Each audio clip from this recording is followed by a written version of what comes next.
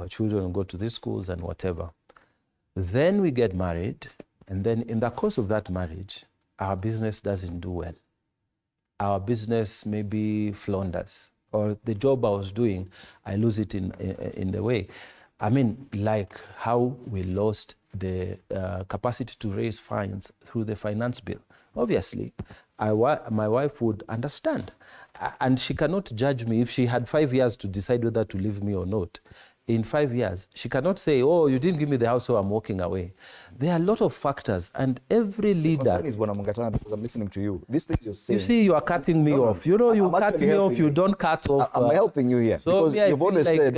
you are one-sided, Fred. You are one-sided, Fred. You've always said that communication... Can you allow me to... Can you allow me because you're trying to communicate the same. No, can you allow me to finish You're trying to communicate the same. Shouldn't the president be focusing on that same communication and not talking about his electability in 2027? Let me say this again.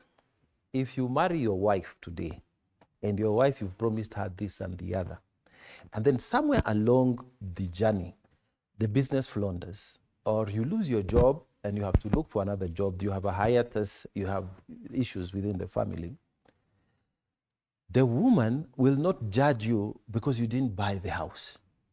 The woman will understand what was happening. Like everybody knows that we've had to lose a very big capacity to raise finance, to finance the very promises, some of the promises that we gave. So we are walking a journey. And if you think because we didn't bring the UNGA to 70, that's when you're going to remove Ruto, I think you people need to go and think again.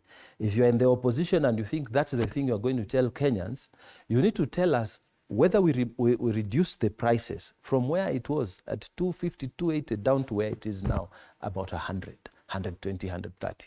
You know, you will present your argument saying, oh, we are liars, we didn't do this and that, but we are working this together, and you can see the effort I'm doing.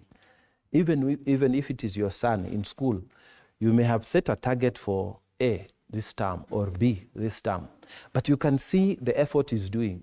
When he ends up with a C from the D, or he ends up with a B from the C, you will not condemn him.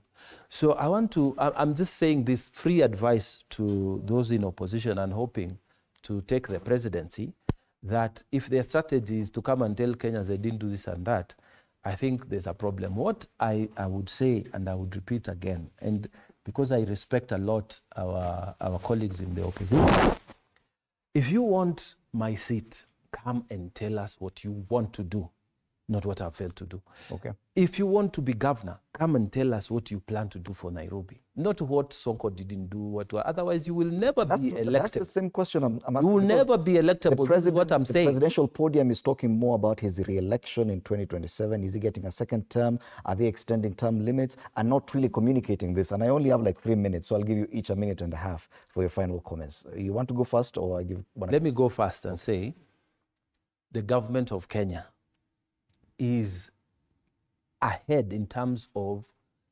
putting the effort. Agriculture, we have seen